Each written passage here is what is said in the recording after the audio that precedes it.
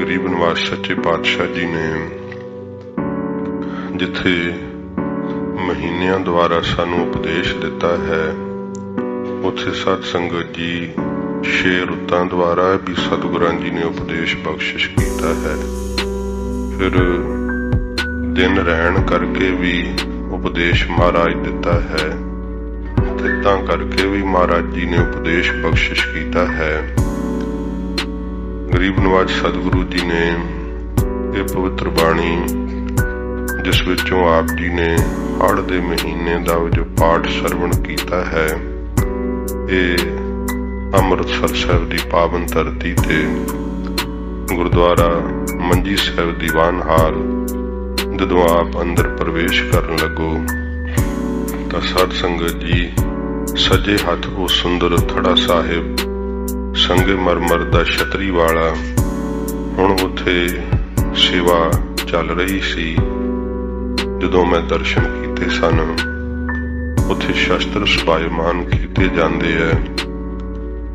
धन गुरु अर्जन देव सच्चे पातशाह जी महाराज जी ने उस पावन थड़ा साहिब वाले स्थान ते उथे लिखे हुए शब्द ने कि ये वो पावन स्थान है जिथे बैठ के शहीदां दे सरताज धन गुरु अर्जन देव सच्चे पातशाह जी महाराज जी ने माज राग दे विच 12 मानामे बाणी उचारण कीती। उथान का संप्रदा दे अंदर इस बाणी दी दसदे है, गुरु साहब दे कोल एक ब्राह्मण चल के आया सी। क्यों मन दे अंदर शंका उत्पन्न हुंदी है कि ब्राह्मण गुरु घर विच उपदेश किवें दिंदे रहे है। सत संगत जी गुरु हरगोबिंद साहब जी महाराज दे समय दा भी बचन आउंदा है कि एक नित्ता नामे ब्राह्मण बटाले दा रहन वाला हजूर दी हजूरी विच पुराणा दी कथा करया करे। एक दिन उसने पुराणा दी कथा करदियां होया परलोक दा जिहड़ा रस्ता है उन्होंने किन्ना समा लगता है उहदी बाबत दसिया। जो पुराणा विच लिखिया उसने उस दे मुताबिक दसिया ते उस समय दा जिक्र सारा विशेष करके आउंदा है। जदों कथा दी समाप्ति हो गई ते गुरसिख आपस दे विच बचन कर रहे है। बचन की करदे है?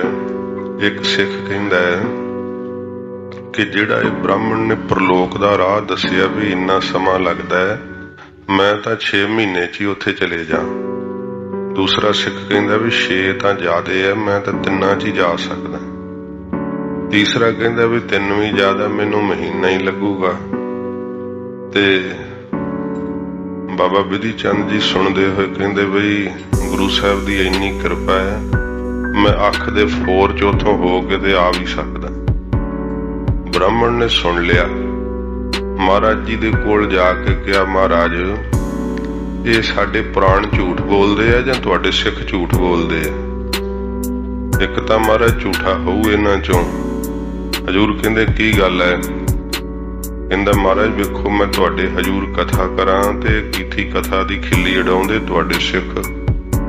लिखिया होया भी इन्ने समय च परलोक दा रस्ता तय करीदा है ते तुहाडा कोई सिख कहंदा मैनूं 6 महीने लगदे, कोई कहंदा 3, कोई कहंदा महीना ही। ते एक सिख दी तां गल सुन के हैरान है, वो कहंदा अख दे फोर च ही हो के आ सकदा। हजूर हस पए। महाराज कहंदे पंडित जी तुहाडे प्राण भी सही है ते पर साडे सिख भी झूठ नहीं बोलदे, सच कहंदे है। महाराज ये किवें हो सकदा है? सतगुरु जी कहंदे भाई गुरदास जी इस नूं नाम सिमरन ते संगत विच लाओ। कहा पंडित जी हुण पुराणा दी कथा करनी छड्ड के अभ्यास करो। फिर पंडित ने महाराज की आग्ञा मन के ते सचमुच ही जदों गुरमंत्र दा जाप जपिया, सतगुरु जी दी ऐसी किरपा वरती कि पंडित नूं पता लग गया कि गुरु के सिख दी कमता इस कायनात विच किथे भी पहुंचण दी है जिहड़ा शब्द दा अभ्यासी है। जदों अपनी अवस्था बनी, सतगुरां दे अगे अपना जंजू ला के रख दिता। आख्या महाराज मैनू सिखी प्रदान करो सच्चे पातशाह। हजूर ने चरण पौल दे करके सिक्खी दिती। तो सत संगत जी, ये जो पंजवें पातशाह धन गुरु अर्जन साहब जी दे हजूर चल के पंडित आया सी, बहुत गरीब सी। कई बार हुंदा है कि विद्वानां नूं गरीबी भी बड़ी तंग करदी है। जदों इसने आके बेनती की, महाराज मैं अत गरीब हाँ, तुहाडे हजूर जे महाराज मैं कथा कर लिया करां ते जो संगत मैनू दिया करे ते उहदे नाल मेरा गुजारा चल पेगा। महाराज दया दे घर गुरु अर्जन साहब जी नूं तरस आ गया। महाराज कहंदे अच्छा पंडित जी कर लिया करो। वो हुण जदों कथा करया करे ते संगत तां काम धेन गऊ है, इन्नी माया चढ़िया करे, वो आकड़ गया फिर माया नाल। उधरों चेत्र दी संगरांद दा दिन सी ते ओ कथा करनी ना आया। हजूर ने सिखां नूं घल्लिया कि जाओ बई लियाओ, ओनू दिखाउणा सी ना। बाबा बुढ़ा साहब जी फिर संगतां समेत गुरु साहब दे चरनां च बेनती कीती।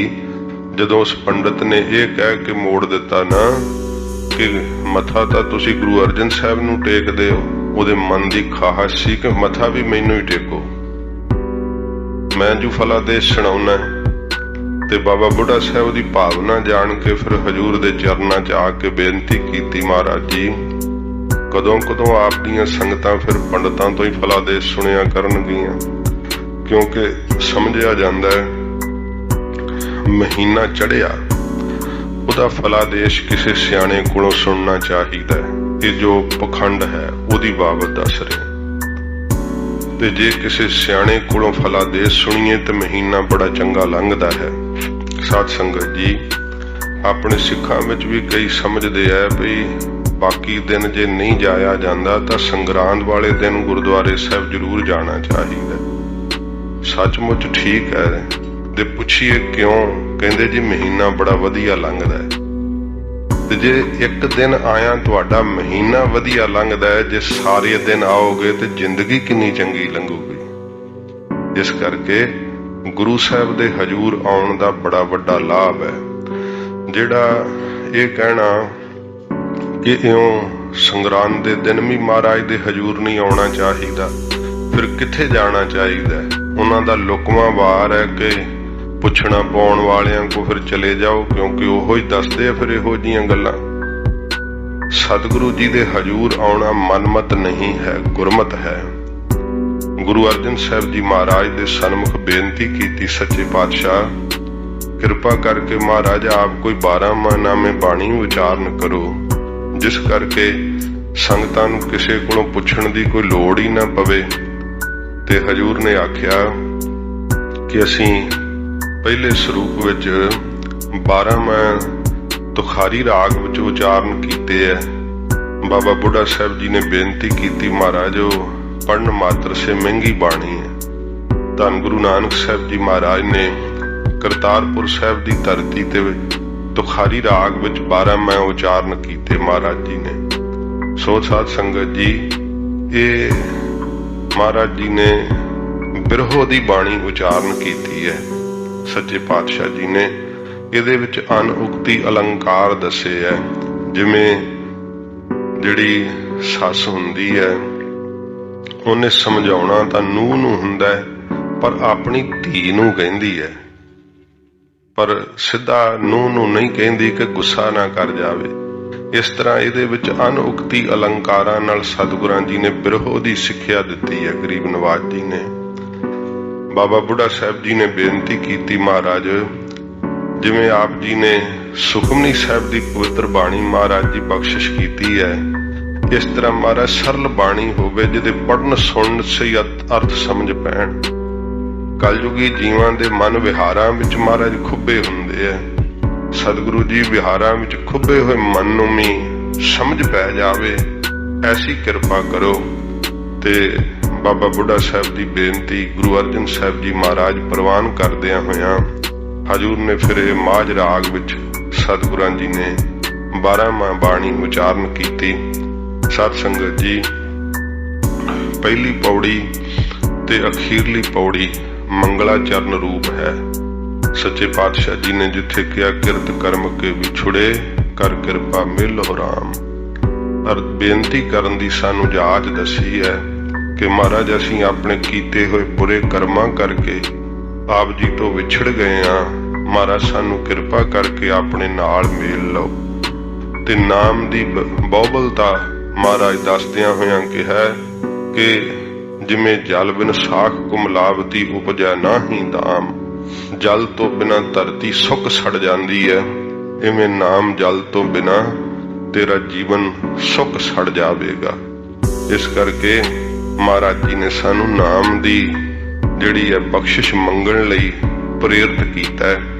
ਤੇ ਫਿਰ ਮਹਾਰਾਜ ਨੇ ਅਖੀਰ ਵਿੱਚ ਇਹ ਸ਼ਬਦ ਕਹੇ ਹੈ, ਜਿਨ ਜਿਨ ਨਾਮ ਤੇ ਆਇਆ ਤਿਨ ਕੇ ਕਾਜ ਸਰੇ। ਇਹ ਬਾਕੀ 12 ਪੌੜੀਆਂ, ਉਹਦੇ ਵਿੱਚ ਇੱਕ ਇੱਕ ਮਹੀਨੇ ਦਾ ਮਹਾਰਾਜ ਜੀ ਨੇ ਫਲਾਦੇਸ਼ ਬਖਸ਼ਿਸ਼ ਕੀਤਾ ਹੈ। ਸਾਧ ਸੰਗਤ ਜੀ, ਆਪਾਂ ਕਿਰਸਾਨੀ ਨਾਲ ਸੰਬੰਧ ਰੱਖਦੇ ਹਾਂ। ਜੇ ਰੁੱਤ ਵਾਲਾ ਬੀਜ ਨਾ ਬੀਜਿਆ ਜਾਵੇ ਤੇ ਨਾਲੇ ਤਾਂ ਬੀਜ ਖਰਾਬ ਹੋ ਜਾਂਦਾ ਹੈ ਤੇ ਨਾਲੇ ਧਰਤੀ ਵੀ ਖਰਾਬ ਹੋ ਜਾਂਦੀ ਹੈ। ਕੁਰਤਾ ਬੀਜ ਜਿਹੜਾ ਬੀਜਣਾ ਹੈ ਉਹ ਕਦੇ ਫਲੀਭੂਤ ਨਹੀਂ ਹੁੰਦਾ ਹੈ। ਜਿਹੜੀ ਰੁੱਤ ਹੋਵੇ, ਰੁੱਤ ਦੇ ਅਨੁਸਾਰ ਬੀਜਿਆ ਹੋਇਆ ਬੀਜ ਫਲੀਭੂਤ ਹੁੰਦਾ ਹੈ। ਸਤਿਗੁਰੂ ਜੀ ਨੇ ਰੁੱਤਾਂ ਦੇ ਅਨੁਸਾਰ, ਮਹੀਨਿਆਂ ਦੇ ਅਨੁਸਾਰ ਸਾਨੂੰ ਬਖਸ਼ਿਸ਼ ਕੀਤੀ, ਉਪਦੇਸ਼ ਦਿੱਤਾ ਕਿ ਕਿਹੜਾ ਕਰਮ ਕਰਨਾ ਚਾਹੀਦਾ ਹੈ। ਵੇਖੋ, ਜਦੋਂ ਸਤਿਯੁਗ ਦੀ ਰੁੱਤ ਸੀ, ਲੋਕ ਸਤ ਪਰਤੱਗੀ ਸਨ। ਤੇ ਜਦੋਂ ਤ੍ਰੇਤੇ ਦੀ ਰੁੱਤ ਆਈ, ਤ੍ਰੇਤੇ ਯੁੱਗ ਦੇ ਅੰਦਰ, ਤੇ ਲੋਕ ਯੱਗ ਆਦਿ ਕਰਦੇ ਸਨ। ਸਤਿਯੁਗ ਸਤ, ਤ੍ਰੇਤਾ ਜੱਗੀ, ਦੁਆਪਰ ਪੂਜਾ ਚਾਰ। ਦੁਆਪਰ ਯੁੱਗ ਦੇ ਅੰਦਰ ਖੋੜਸ ਪ੍ਰਕਾਰ ਦੀ ਪੂਜਾ ਕਰਦੇ ਸੀ। ਕਲਯੁਗ ਦੇ ਅੰਦਰ ਸਾਧ ਸੰਗਤ ਜੀ ਹੁਣ ਹੋਰ ਕੋਈ ਸਾਧਨ ਨਹੀਂ ਚੱਲਦਾ। ਮਹਾਰਾਜ ਜੀ ਕਹਿੰਦੇ ਅਬ ਕਲੂ ਆਇਓ ਰੇ, ਇੱਕ ਨਾਮ ਬੋਵੋ ਬੋਵੋ, ਆਨ ਰੂਤ ਨਾਹੀ ਨਾਹੀ, ਮਤ ਭਰਮ ਭੂਲੋ ਭੂਲੋ। ਬਈ ਭਰਮ ਚ ਭੁੱਲ ਕੇ ਕੋਈ ਹੋਰ ਕਲਯੁਗ ਦੇ ਵਿੱਚ ਬੀਜ ਨਾ ਬੀਜ ਲਿਓ। ਯੱਗ ਦਾ ਬੀਜ, ਪੂਜਾ ਦਾ ਬੀਜ ਇਹ ਨਾ ਬੀਜ ਲਿਓ, ਕਿਉਂਕਿ ਸਫਲਾ ਨਹੀਂ ਹੋਣਾ। ਕਲਯੁਗ ਦੇ ਵਿੱਚ ਕੇਵਲ ਨਾਮ ਦਾ ਬੀਜ ਹੀ ਫਲੀਭੂਤ ਹੁੰਦਾ ਹੈ। ਸਤਿਗੁਰੂ ਜੀ ਨੇ ਸਾਨੂੰ ਇਹਨਾਂ ਮਹੀਨਿਆਂ ਦੁਆਰਾ ਮਹਾਰਾਜ ਜੀ ਨੇ ਕੀ ਕਰਮ ਕਰੀਏ ਤੇ ਸੁੱਖ ਮਿਲਦਾ ਹੈ, ਉਹ ਸਤਿਗੁਰਾਂ ਸਿੱਖਿਆ ਬਖਸ਼ਿਸ਼ ਕੀਤੀ ਹੈ। ਆਓ ਪਿਆਰ ਨਾਲ, ਸ਼ਰਧਾ ਨਾਲ ਮਹਾਰਾਜ ਜੀ ਦਾ ਅੰਮ੍ਰਿਤ ਉਪਦੇਸ਼ ਸਰਵਣ ਕਰੀਏ। ਸਤਿਗੁਰੂ ਜੀ ਦੇ ਪਾਵਨ ਚਰਨਾਂ ਦਾ ਧਿਆਨ ਕਰਦੇ ਹੋਏ ਆਖੋ ਜੀ ਸਤਿਨਾਮ ਸ੍ਰੀ ਵਾਹਿਗੁਰੂ ਸਾਹਿਬ ਜੀ। ਵਾਹਿਗੁਰੂ ਸਾਹਿਬ ਜੀ, ਆਸਾੜ ਤਪੰਦਾ ਤਿਸ ਲੱਗੈ। ਸਾਧ ਸੰਗਤ ਜੀ, ਇੱਥੇ ਹੁਣ ਤੁਹਾਡੇ ਨਿਊਜ਼ੀਲੈਂਡ ਵਿੱਚ ਠੰਡ ਹੁੰਦੀ ਹੈ ਤੇ ਦੇਸ਼ ਦੀ ਧਰਤੀ ਤੇ ਹਾੜ ਦੇ ਮਹੀਨੇ ਵਿੱਚ ਬੜੀਆਂ ਤੱਤੀਆਂ ਲੂਆਂ ਵਗਦੀਆਂ। ਧੰਨ ਗੁਰੂ ਅਰਜਨ ਦੇਵ ਸੱਚੇ ਪਾਤਸ਼ਾਹ ਜੀ ਮਹਾਰਾਜ ਜੀ ਨੂੰ ਇਹ ਗਰਮੀ ਦੀ ਰੁੱਤ ਵਿੱਚ ਹੀ ਯਾਸ਼ਾ ਦੀਆਂ ਸਜ਼ਾਵਾਂ ਦੇ ਕੇ ਸ਼ਹੀਦ ਕੀਤਾ ਸੀ ਮਹਾਰਾਜ ਜੀ ਨੂੰ। ਇਹ ਹਾੜ ਦੇ ਮਹੀਨੇ ਦੀ ਜਿਹੜੀ ਗਰਮੀ ਹੈ ਨਾ, ਇਹ ਇੰਨੀ ਜ਼ਿਆਦੀ ਗ੍ਰੀਖਮ ਰੁੱਤ ਹੁੰਦੀ ਹੈ। ਜਦੋਂ ਬੇਨਤੀ ਆਪਾਂ ਸੰਗਤ ਵਿੱਚ ਬੈਠੀਏ, ਸਾਹਮਣੇ ਬਹਿ ਕੇ, ਤਾਂ ਬਜ਼ੁਰਗੋ ਆਪ ਬੱਚਿਆਂ ਨੂੰ ਫਿਰ ਪਿੱਛੇ ਲੈ ਕੇ ਬੈਠ ਜਾਇਆ ਕਰੋ, ਕਿਉਂਕਿ ਸਾਧ ਸੰਗਤ ਵਿੱਚ ਇਕਾਗਰ ਚਿੱਤ ਹੋ ਕਰਕੇ ਸੰਗਤ ਕਰੀਏ, ਜਿਸ ਕਰਕੇ ਬਖਤੇ ਦਾ ਮਨ ਵੀ ਜੁੜਿਆ ਰਹੇ ਤੇ ਤੁਹਾਡਾ ਆਪਣਾ ਮਨ ਵੀ ਜੁੜਿਆ ਰਹੇ। ਸੱਚੇ ਪਾਤਸ਼ਾਹ ਜੀ ਮਹਾਰਾਜ ਜੋ ਸਾਨੂੰ ਸਿੱਖਿਆ ਦਿੰਦੇ ਆ, ਭਾਈ ਬੱਚੇ ਨੂੰ ਹੁਣ ਸਾਂਭ ਕੇ ਰੱਖਿਓ, ਬੇਨਤੀ ਹੈ, ਮਹਿਸੂਸ ਨਾ ਕਰਿਓ, ਕਿਉਂਕਿ ਜਦੋਂ ਤੁਹਾਡਾ ਆਪਣਾ ਮਨ ਇਕਾਗਰ ਨਹੀਂ ਹੁੰਦਾ, ਫਿਰ ਤੁਸੀਂ ਸ਼ਬਦ ਦੇ ਅਧਿਕਾਰੀ ਨਹੀਂ ਬਣਦੇ। ਜਦੋਂ ਤੁਸੀਂ ਇਕਾਗਰ ਚਿੱਤ ਹੋ ਕੇ ਸੁਣੋਗੇ, ਤੁਹਾਨੂੰ ਜ਼ਰੂਰ ਇਹ ਪ੍ਰਸਾਦ ਮਿਲਦਾ ਹੈ ਗੁਰੂ ਮਹਾਰਾਜ ਦੀ ਪ੍ਰੀਤ ਦਾ। ਤੇ ਜੇ ਆਪਾਂ ਆਪ ਨਹੀਂ ਇਕਾਗਰ ਹੁੰਦੇ, ਦੂਸਰੇ ਦੀ ਇਕਾਗਰਤਾ ਨੂੰ ਵੀ ਭੰਗ ਕਰੀਏ, ਉਹਦੇ ਨਾਲ ਸਾਨੂੰ ਫਿਰ ਸੁੱਖ ਫਲ ਨਹੀਂ ਪ੍ਰਾਪਤ ਹੁੰਦਾ। ਤੋ ਸਤਿਗੁਰੂ ਜੀ ਬਖਸ਼ਿਸ਼ ਕਰਦੇ ਹਨ। ਫਿਰ ਪੜੋ। ਆਸਾੜ ਤਪੰਦਾ ਤਿਸ ਲੱਗੈ। ਸੋ ਮੈਂ ਬੇਨਤੀ ਕਰ ਰਿਹਾ ਸਾਂ ਕਿ ਦੇਸ਼ ਦੀ ਧਰਤੀ ਤੇ ਬੜੀ ਗਰਮੀ ਦੀ ਰੁੱਤ ਹੈ। ਗ੍ਰੀਖਮ ਰੁੱਤ ਨੂੰ ਕਹਿੰਦੇ ਐ। ਇਹ 2 ਮਹੀਨੇ ਐਸੀ ਗਰਮੀ ਪੈਂਦੀ ਹੈ ਕਿ ਪਸ਼ੂ ਪੰਛੀ ਵੀ ਛਾਵਾਂ ਵੱਲ ਨੂੰ ਭੱਜਦੇ ਆ। ਕੋਈ ਪਾਣੀ ਦਾ ਤਲਾਬ ਵੇਖ ਕੇ ਉੱਥੇ ਆਪਣਾ ਸਮਾਂ ਗੁਜ਼ਾਰਦੇ ਐ। ਧਰਤੀ ਤੇ ਨੰਗੇ ਪੈਰੀ ਨਹੀਂ ਤੁਰਿਆ ਜਾਂਦਾ। ਇਸ ਰੁੱਤ ਦੇ ਅੰਦਰ ਬਹੁਤ ਸੇਕ ਪੈਂਦਾ ਹੈ। ਉੱਤੋਂ ਸੂਰਜ ਆਪਣੀ ਗਰਮੀ ਪਾਉਂਦਾ ਹੈ, ਥੱਲੋਂ ਧਰਤੀ ਸੇਕ ਮਾਰਦੀ ਹੈ। ਸਤਿਗੁਰੂ ਮਹਾਰਾਜ ਸੱਚੇ ਪਾਤਸ਼ਾਹ ਸਾਨੂੰ ਇਹਨਾਂ ਰੁੱਤਾਂ ਦੁਆਰਾ ਸਿੱਖਿਆ ਦਿੰਦੇ ਆ ਗਰੀਬ ਨਵਾਜ। ਕਿਉਂਕਿ ਸਾਧ ਸੰਗਤ ਜੀ ਬਾਹਰ ਜਦੋਂ ਗਰਮੀ ਦੀ ਰੁੱਤ ਹੁੰਦੀ ਹੈ, ਸਦਾ ਰਹਿੰਦੀ ਨਹੀਂ ਨਾ ਗਰਮੀ। ਗਰਮੀ ਵੀ ਫਿਰ ਟਲ ਜਾਂਦੀ ਹੈ, ਪਾਵਸ ਰਿਤੂ ਆ ਜਾਂਦੀ ਹੈ, ਬਰਖਾ ਦੀ ਰੁੱਤ ਆਉਂਦੀ ਹੈ। ਫਿਰ ਕਿੰਨਾ ਖੜਾਹ ਆਉਂਦਾ ਹੈ ਧਰਤੀ ਤੇ। ਧਰਤੀ ਜਿੰਨੀ ਪਿਆਸ ਨਾਲ ਵਿਆਕੁਲ ਹੋਈ ਹੁੰਦੀ ਹੈ, ਫਿਰ ਕਿੰਨਾ ਤ੍ਰਿਪਤ ਹੋ ਜਾਂਦੀ ਹੈ। ਤੇ ਫਿਰ ਸਾਧ ਸੰਗਤ ਜੀ ਹੌਲੀ ਹੌਲੀ ਬਸੰਤ ਰੁੱਤ ਵੀ ਆਉਂਦੀ ਹੈ। ਖੇੜੇ ਦੀ ਰੁੱਤ ਮੰਨੀ ਗਈ ਹੈ। ਹਜੂਰ ਕਹਿੰਦੇ ਨੇ ਬਾਹਰੀ ਸਾਰਾ ਕੁਦਰਤੀ ਪ੍ਰਭਾਵ ਤੇਰੇ ਸਰੀਰ ਦੇ ਅੰਦਰ ਵਰਤ ਰਿਹਾ ਹੈ। ਤੇਰੇ ਸਰੀਰ ਦੇ ਅੰਦਰ ਸਦਾ ਹਾੜ ਦੇ ਮਹੀਨੇ ਵਾਲੀ ਗਰਮੀ ਹੀ ਪਈ ਜਾ ਰਹੀ ਹੈ। ਤੇਰੇ ਅੰਦਰ ਸਦਾ ਵਕਾਰਾਂ ਦੀ ਤਪਸ਼ ਪੈ ਰਹੀ ਹੈ। ਵੇਖ ਕਦੇ ਬਸੰਤ ਰੁੱਤ ਦਾ ਖੇੜਾ ਨਹੀਂ ਤੇਰੇ ਅੰਦਰ ਲੱਗਾ। ਤੇਰੇ ਅੰਦਰ ਕਦੇ ਪਾਵਸ ਰਿਤੂ ਨਹੀਂ ਆਈ। ਪਾਵਸ ਰਿਤੂ ਤੋਂ ਕੀ ਹੁੰਦਾ ਹੈ? ਇਹ ਵੱਖਰੇ ਵੱਖਰੇ ਅਲੰਕਾਰ ਨੇ। ਜਦੋਂ ਬੱਦਲ ਚੜ੍ਹਦੇ ਆ ਨਾ, ਮੋਰ ਬਬੀਹੇ ਬੋਲਦੇ, ਵੇਖ ਬੱਦਲ ਕਾਲੇ। ਮੋਰ ਪਹਿਲਾਂ ਪਾਉਂਦੇ ਐ, ਬਬੀਹੇ ਪ੍ਰਿਓ ਪ੍ਰਿਓ ਬੋਲਦੇ ਐ। ਫਿਰ ਜਦੋਂ ਬੱਦਲ ਚੜ੍ਹ ਕੇ ਆਉਂਦੇ ਐ, ਬਰਖਾ ਹੁੰਦੀ ਹੈ ਬਹੁਤ ਜ਼ਿਆਦਾ। ਧਰਤੀ ਰੱਜ ਜਾਂਦੀ ਹੈ, ਜੀਆਂ ਨੂੰ ਸੁਖ ਮਿਲਦਾ ਹੈ। ਮੀਂਹੋ ਪਿਆ ਪਰਮੇਸ਼ਰ ਪਾਇਆ, ਜੀ ਜੰਤ ਸਭ ਸੁਖੀ ਵਸਾਇਆ। ਸਾਧ ਸੰਗਤ ਜੀ ਅੰਤਰੀਵ ਬੱਦਲ ਕੀ ਹੈ? ਗੁਰੂ ਰੂਪੀ ਬੱਦਲ ਚੜ੍ਹਦੇ ਐ ਸਾਡੇ ਮਨ ਰੂਪੀ ਆਕਾਸ਼ ਦੇ ਅੰਦਰ। ਫਿਰ ਸਤਿਗੁਰੂ ਜੀ ਬਰਖਾ ਕੀ ਕਰਦੇ ਐ? ਆ ਕਥਾ ਤੇ ਕੀਰਤਨ ਦੀ ਬਰਖਾ ਹੁੰਦੀ ਹੈ। ਐਸੀ ਗੁਰੂ ਜੀ ਦੇ ਉਪਦੇਸ਼ ਦੀ ਬਰਖਾ ਹੁੰਦੀ ਹੈ ਕਿ ਸਾਡੀ ਹਿਰਦੇ ਰੂਪੀ ਧਰਤੀ ਦੇ ਉੱਤੇ ਜਿੱਥੇ ਵਕਾਰਾਂ ਦੀ ਤਪਸ਼ ਪੈ ਰਹੀ ਸੀ, ਸਾਰੀ ਸ਼ਾਂਤ ਵਰਤ ਜਾਂਦੀ ਹੈ, ਠੰਡ ਪੈ ਜਾਂਦੀ ਹੈ। ਤੇ ਫਿਰ ਉੱਥੇ ਸ਼ੁਭ ਗੁਣਾ ਰੂਪੀ ਫੁੱਲ ਟਹਿਕਣ ਲੱਗ ਪੈਂਦੇ ਆ। ਤੇ ਐਸਾ ਸਮਾਂ ਆਉਂਦਾ ਹੈ ਜਦੋਂ ਗੁਰੂ ਜੀ ਦੀ ਪ੍ਰੀਤ ਵਿੱਚ ਮਨ ਝੂਲ ਪੈਂਦਾ। ਫਿਰ ਬਸੰਤ ਰੁੱਤ ਦਾ ਖੇੜਾ ਆ ਜਾਂਦਾ ਹੈ। ਫਿਰ ਐਸਾ ਸੁਖ ਅਨੁਭਵ ਹੁੰਦਾ ਹੈ ਕਿ ਬਿਰਤੀ ਸਦਾ ਇੱਕ ਰਸ ਮਹਾਰਾਜ ਵਿੱਚ ਲੀਨ ਹੋ ਜਾਂਦੀ ਹੈ। ਬਸੰਤ ਰੁੱਤ ਦਾ ਆਨੰਦ ਅੰਦਰ ਬਣ ਜਾਂਦਾ ਹੈ। ਫਿਰ ਉਹ ਸਦਾ ਹੀ ਬਣਿਆ ਰਹਿੰਦਾ ਹੈ। ਮਹਾਰਾਜ ਜੀ ਕਹਿੰਦੇ ਐ, ਬਾਹਰ ਤਾਂ ਰੁੱਤ ਤਬਦੀਲ ਹੋ ਰਹੀ ਹੈ, ਤੂੰ ਆਪਣੇ ਮਨ ਵਿੱਚ ਝਾਤੀ ਮਾਰ ਕੇ ਤੇਰੇ ਅੰਦਰ ਕਿਉਂ ਨਹੀਂ ਬਦਲਾਵ ਆ ਰਿਹਾ? ਤੇਰੇ ਅੰਦਰ ਉਹੋ ਹੀ ਹਾੜ ਦੇ ਮਹੀਨੇ ਦੇ ਪੱਖ ਲੱਗ ਰਹੇ ਐ। ਕਦੇ ਕਾਮ ਪੱਖ ਲਾਉਂਦਾ ਹੈ, ਕਦੇ ਕ੍ਰੋਧ ਪੱਖ ਲਾਉਂਦਾ ਹੈ। ਇੰਨਾ ਤੇਰਾ ਮਨ ਤਪਸ਼ ਦੇ ਨਾਲ ਤਪ ਰਿਹਾ ਏ। ਤੇ ਮਹਾਰਾਜ ਜੀ ਕਹਿੰਦੇ ਭਈ ਆਸਾੜ ਤਪੰਦਾ ਤਿਸ ਲੱਗਾ। ਹਾੜ ਦਾ ਮਹੀਨਾ ਤਪਦਾ ਹੋਇਆ ਮਹਾਰਾਜ ਜੀ ਕਹਿੰਦੇ ਉਹਦੇ ਤਾਈਂ ਲੱਗਦਾ ਹੈ।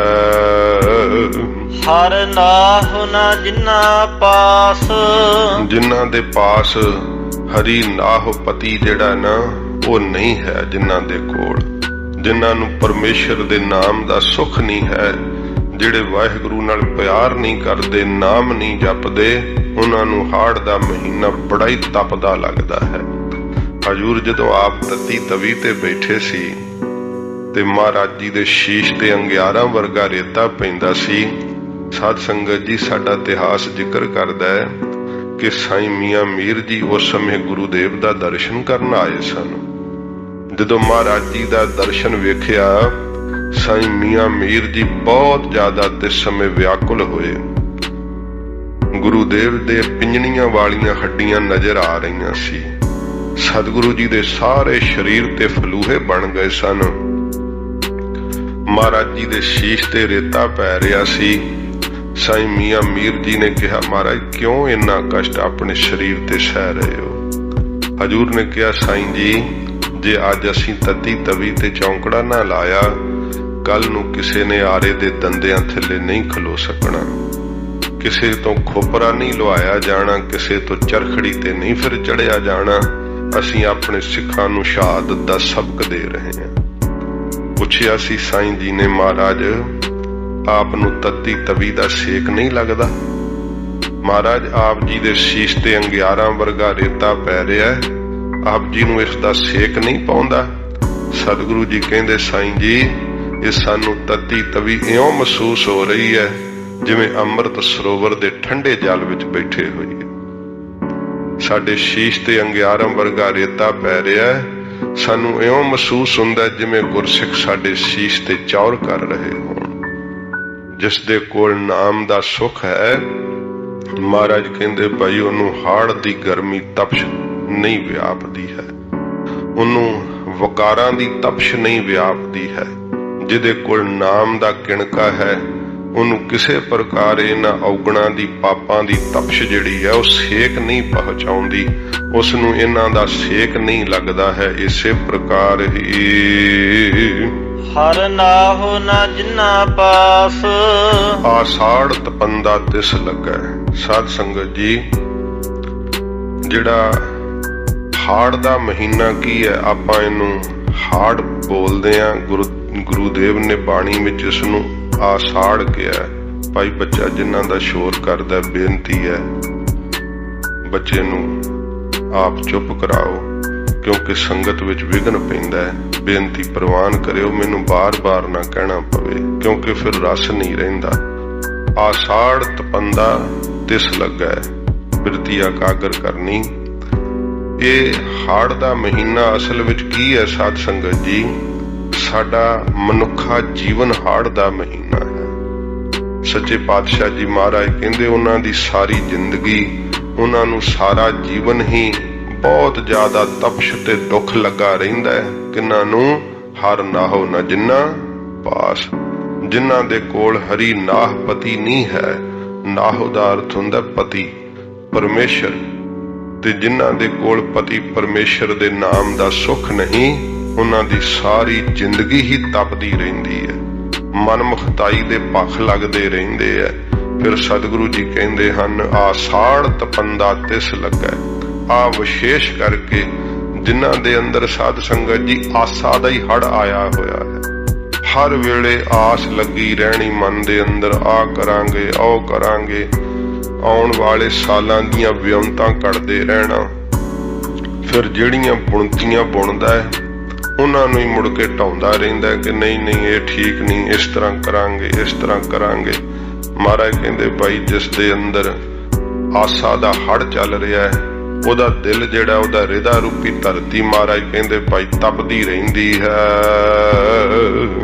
ਜਗ ਜੀਵਨ ਪੁਰਖ ਤਿਆਗ ਕੈ, ਅਰਥਾਂ ਵਿੱਚ ਬਿਰਤੀ ਰੱਖੋ ਨਾ। ਹਰ ਨਾਹੁ ਨ ਜਿਨਾ ਪਾਸ, ਮਹਾਰਾਜ ਕਹਿੰਦੇ ਜਿਨ੍ਹਾਂ ਕੋਲ ਭਾਈ ਪਤੀ ਪਰਮੇਸ਼ਰ ਦਾ ਨਾਮ ਨਹੀਂ ਹੈ, ਉਹਨਾਂ ਦੇ ਅੰਦਰ ਆਸਾ ਦਾ ਹੀ ਹੜ ਆਇਆ ਰਹਿੰਦਾ। ਫਿਰ ਉਹਨਾਂ ਦੇ ਅੰਦਰ ਫੁਰਨੇ ਨਹੀਂ ਹਟਦੇ। ਜਿਹੜਾ ਸਾਡੇ ਅੰਦਰ ਫੁਰਨਿਆਂ ਦਾ ਦਰਿਆ ਹੈ ਨਾ ਸਾਧ ਸੰਗਤ ਜੀ, ਇਹਦੀ ਐਡੀ ਤੁਗਿਆਨੀ ਤੇਜ਼ ਹੈ ਕਿ ਹਰ ਵੇਲੇ ਚੱਲਦਾ ਹੀ ਰਹਿੰਦਾ ਹੈ, ਚੱਲਦਾ ਹੀ ਰਹਿੰਦਾ ਹੈ। ਕੋਈ ਵੀ ਆਸਾ ਤੋਂ ਬਿਨਾਂ ਨਹੀਂ ਹੈ, ਹਰੇਕ ਨੂੰ ਆਸ ਲੱਗੀ ਹੋਈ ਹੈ। ਕਿਸੇ ਨੂੰ ਨਖਿੱਧ ਆਸਾ ਹੈ, ਕਿਸੇ ਨੂੰ ਸਮਾਨ ਆਸ ਹੈ, ਕਿਸੇ ਨੂੰ ਚੰਗੀ ਆਸ ਹੈ। ਪਹਿਲੋਂ ਆਸ ਹੀ ਲਾਉਂਦੇ ਆ ਨਾ ਆਪਾਂ, ਭਗਤ ਨੂੰ ਆਪਣੀ ਆਸ ਲੱਗੀ ਹੈ, ਕੋਈ ਆਸ ਤੇ ਬੈਠਾ ਦਰਸ਼ਨ ਹੋਊਗਾ, ਆਸ ਲਾ ਕੇ ਬੈਠਦਾ ਹੈ। ਫਿਰ ਸੰਸਾਰੀ ਆਸ ਲਾ ਲੈਂਦੇ ਐ, ਗ੍ਰਸਤੀ ਹੁੰਦੇ ਐ, ਆਸਾ ਕਰੇ ਕਿ ਮੇਰਾ ਪੁੱਤ ਧੀ ਖਾਏ, ਉਹ ਮਿਹਨਤ ਕਰਦਾ ਹੈ, ਫਿਰ ਸੋਚਦਾ ਹੈ ਕਿ ਮੇਰੇ ਬੱਚੇ ਖਾਣਗੇ, ਭਾਵੇਂ ਬੱਚੇ ਅੱਗੋਂ ਨਲਾਇਕ ਹੀ ਨਿਕਲ ਆਉਣ, ਪਰ ਆਸਾ ਤਾਂ ਕਰਦਾ ਹੀ ਹੈ ਨਾ। ਮਨੁੱਖ ਦੇ ਅੰਦਰ ਆਸਾ ਦਾ ਹੜ ਆਇਆ ਹੋਇਆ ਹੈ, ਤੇ ਮਹਾਰਾਜ ਕਹਿੰਦੇ ਜਿਹਦੇ ਅੰਦਰ ਆਸਾ ਦਾ, ਫੁਰਨਿਆਂ ਦਾ ਹੜ ਆਇਆ ਰਹਿੰਦਾ ਨਾ, ਮਹਾਰਾਜ ਕਹਿੰਦੇ ਉਹਦਾ ਮਨ ਤਪਦਾ ਹੀ ਰਹਿੰਦਾ ਸਦਾ। ਜਿਹੜਾ ਸਾਧੂ ਹੁੰਦਾ ਉਹਦੇ ਅੰਦਰ ਤਪਸ਼ ਨਹੀਂ ਹੁੰਦੀ। ਕਿਉਂ? ਕਿਉਂਕਿ ਉਹਦੇ ਅੰਦਰ ਫੁਰਨੇ ਰੁਕ ਗਏ ਹੁੰਦੇ। ਉਹਦੇ ਅੰਦਰ ਫੁਰਨਿਆਂ ਦਾ ਜਿਹੜਾ ਹੜ ਉਹ ਨਹੀਂ ਚੱਲਦਾ, ਫੁਰਨਿਆਂ ਦਾ ਵੇਗ ਰੁਕ ਗਿਆ ਹੁੰਦਾ ਹੈ। ਜਿਵੇਂ ਕਹਿੰਦੇ ਆ ਸਿਕੰਦਰ ਜਦੋਂ ਤੁਰਿਆ ਜਾਂਦਾ ਸੀ, ਬੜਾ ਤਗੜਾ ਵਿਸ਼ਵ ਵਿਜੇਤਾ ਮੰਨਿਆ। ਇੱਕ ਸਾਧੂ ਮਹਾਤਮਾ ਬੈਠੇ ਹੋਏ ਧੁੱਪ ਸੇਕਦੇ ਸੀ। ਸਿਕੰਦਰ ਉੱਤਰ ਕੇ ਕਹਿੰਦਾ, ਮਹਾਤਮਾ ਕੁਝ ਮੰਗ ਲੈ, ਮੈਂ ਤੇਰੇ ਕੋਲ ਸਿਕੰਦਰ ਬਾਦਸ਼ਾਹ ਖੜਾ ਹੈ, ਜੋ ਕਹੇ ਮੈਂ ਦੇ ਸਕਦਾ। ਸਿਕੰਦਰ ਜਦੋਂ ਇਉਂ ਕਿਹਾ, ਮਹਾਤਮਾ ਨੇ ਕੋਈ ਜਵਾਬ ਨਹੀਂ ਦਿੱਤਾ। ਸਾਧੂ ਨੇ ਉਸਨੇ ਫਿਰ ਕਿਹਾ, ਫਿਰ ਨਹੀਂ ਕੋਈ ਜਵਾਬ ਦਿੱਤਾ।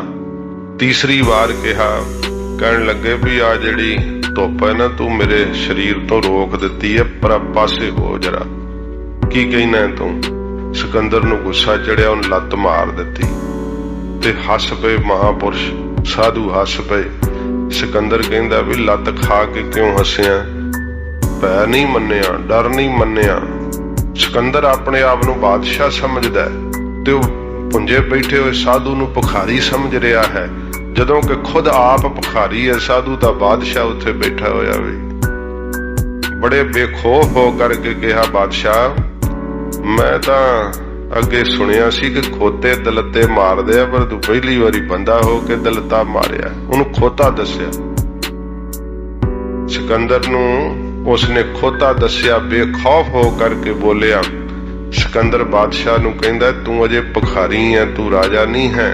ਕਹਿੰਦਾ, ਮੈਂ ਭਿਖਾਰੀ ਕਿਵੇਂ ਆ? ਕਹਿੰਦਾ, ਸਿਕੰਦਰ ਤੂੰ ਕਿੱਧਰ ਚੱਲਿਆ? ਕਹਿੰਦਾ, ਮੈਂ ਫਲਾਣੇ ਦੇਸ਼ ਤੇ ਚੜ੍ਹਾਈ ਕਰਨ ਚੱਲਿਆ। ਫਿਰ ਕੀ ਕਰੇਗਾ? ਫਿਰ ਕਹਿੰਦਾ, ਉਸ ਤੋਂ ਅੱਗੇ ਚੜ੍ਹਾਈ ਕਰੂੰਗਾ। ਫਿਰ ਕੀ ਕਰੇਗਾ? ਉਸ ਤੋਂ ਅੱਗੇ ਜਾਵਾਂਗਾ। ਕਹਿੰਦੇ, ਕਿੰਨੀ ਆਸ ਹੈ ਤੇਰੇ ਅੰਦਰ, ਕਿੰਨੀ ਤਮੰਨਾ ਹੈ। ਸਾਡੇ ਅੰਦਰ ਕੋਈ ਆਸ ਨਹੀਂ ਹੈ, ਇੱਥੇ ਬੈਠੇ ਆ ਮੌਜ ਵਿੱਚ। ਜਿਸ ਦਿਨ ਤੇਰੇ ਅੰਦਰੋਂ ਫੁਰਨੇ ਮੁੱਕ ਗਏ, ਆਸਾ ਮੁੱਕ ਗਈ, ਉਸ ਦਿਨ ਤੂੰ ਬਾਦਸ਼ਾਹ ਬਣੇਗਾ, ਨਹੀਂ ਤੇ ਭਿਖਾਰੀ ਰਹੇਗਾ। ਜਿਹਦੇ ਅੰਦਰ ਇੱਛਾ ਸਦਾ ਜਾਗਦੀ ਰਹਿੰਦੀ ਹੈ, ਵੇਖਣਾ ਚਾਹੀਦਾ ਕਿ ਇੱਛਾ ਹੈ ਕੀ ਹੈ, ਸਾਡੇ ਅੰਦਰ ਕਿਸ ਚੀਜ਼ ਦੀ ਇੱਛਾ ਪ੍ਰਬਲ ਹੋ ਰਹੀ ਹੈ। ਜਿਹੋ ਜੀ ਇੱਛਾ ਪ੍ਰਬਲ ਹੋ ਰਹੀ ਹੈ, ਦਿਲ ਦਿਮਾਗ ਸਭ ਕੁਝ ਉਸੇ ਤਰ੍ਹਾਂ ਦਾ ਹੀ ਹੋ ਜਾਵੇਗਾ। ਜੇ ਗੁਰੂ ਸਾਹਿਬ ਦੀ ਇੱਛਾ ਜਾਗਦੀ ਹੈ, ਨਾਮ ਦੀ ਭੁੱਖ ਜਾਗਦੀ ਹੈ, ਫਿਰ ਤੁਹਾਡਾ ਚਿੱਤ ਹੌਲਾ ਹੁੰਦਾ ਜਾਵੇਗਾ। ਇਸ ਆਸਾ ਕਰਕੇ ਬਾਕੀ ਆਸਾਂ ਮੁੱਕ ਹੀ ਜਾਣਗੀਆਂ।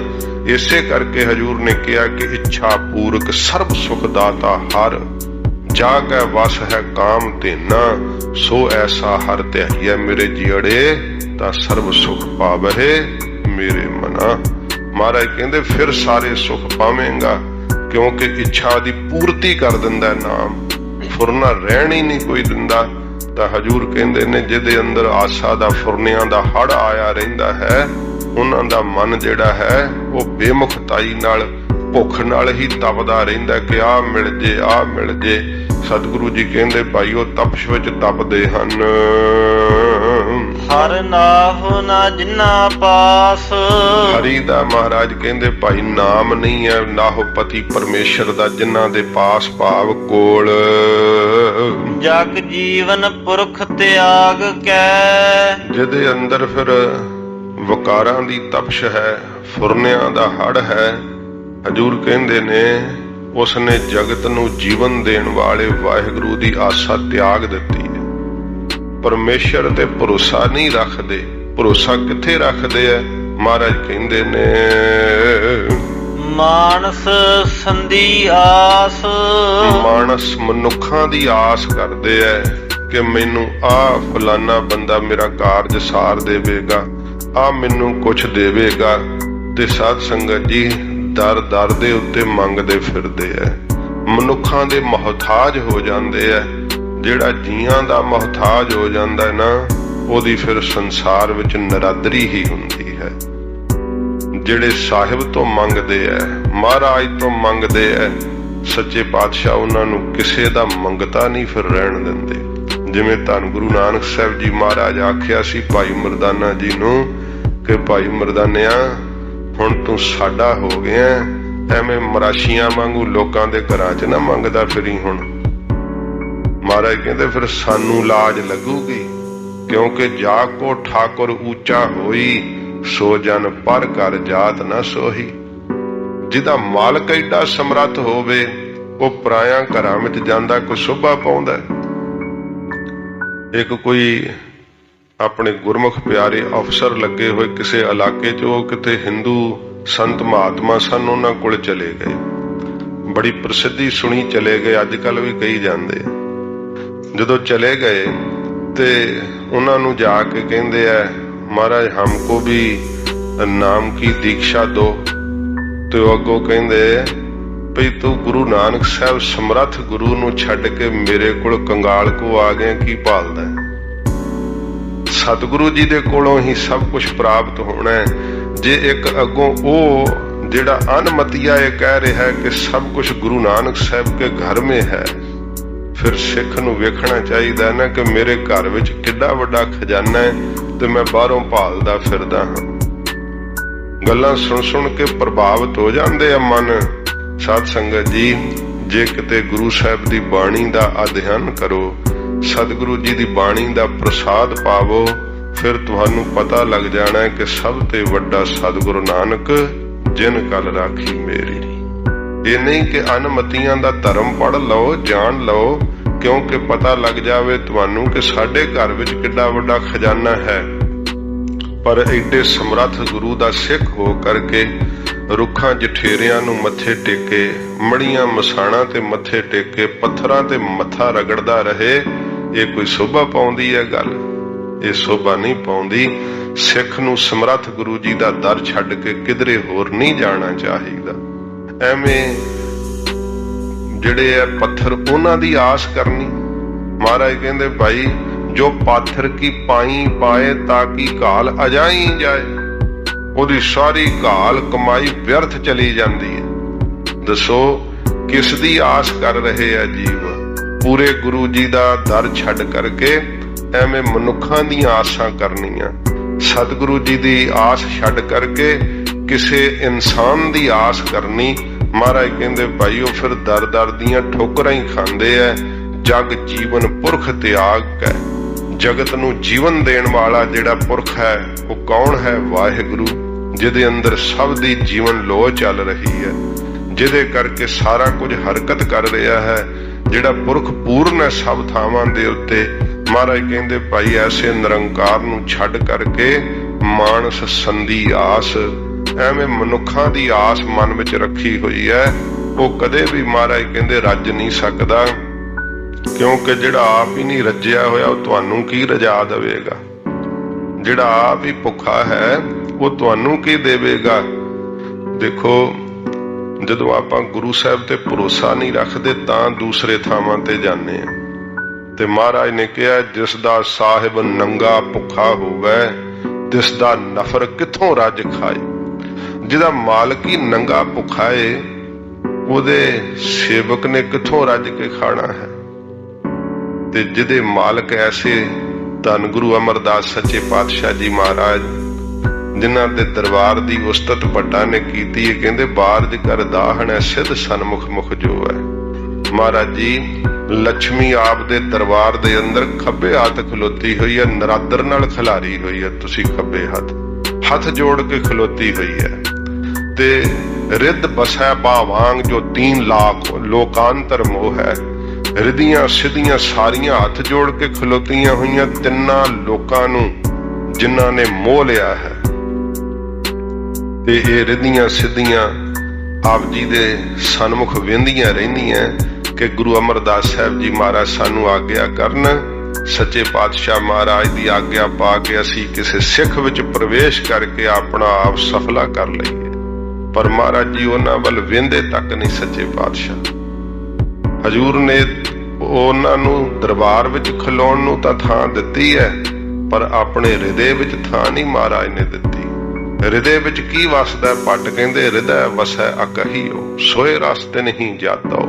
ਮਹਾਰਾਜ ਆਪ ਦੇ ਹਿਰਦੇ ਵਿੱਚ ਉਹ ਅਕਾਇ ਰਸ ਪਰਮੇਸ਼ਰ ਦਾ ਵਸ ਰਿਹਾ, ਤੇ ਉਸ ਰਸ ਨੂੰ ਤੁਸੀਂ ਆਪ ਹੀ ਜਾਣਦੇ ਹੋ। ਸਤਿਗੁਰੂ ਮਹਾਰਾਜ ਸੱਚੇ ਪਾਤਸ਼ਾਹ ਜੀ, ਇਤਿਹਾਸ ਕਹਿੰਦਾ ਏ, ਜਦੋਂ ਭਾਈ ਪਾਰੋ ਜੀ ਵਰਗੇ ਗੁਰਸਿੱਖ ਮਹਾਰਾਜ ਤੋਂ ਹੱਥ ਜੋੜ ਕੇ ਮੰਗਦੇ ਸਤਿਗੁਰੂ ਕਿਰਪਾ ਕਰਕੇ ਨਾਮ ਦੀ ਦਾਤ ਦਿਓ, ਤਾਂ ਮਹਾਰਾਜ ਜੀ ਆਪਣਾ ਸੱਜਾ ਹਸਤ ਕਮਲ ਉੱਪਰ ਉਠਾ ਕੇ ਬਖਸ਼ਿਸ਼ ਕਰਿਆ ਕਰਦੇ।